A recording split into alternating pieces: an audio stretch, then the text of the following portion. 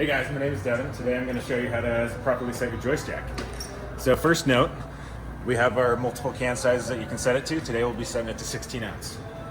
We got to rotate this Joyce Jack until our holes become exposed. So to finally set our height, we got these 4 pins that will be shoving in those holes that we just exposed.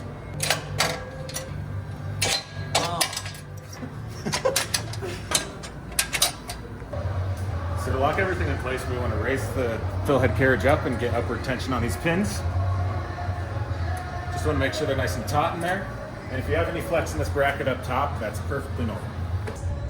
Thanks for tuning into this episode, and we'll see you on future ones.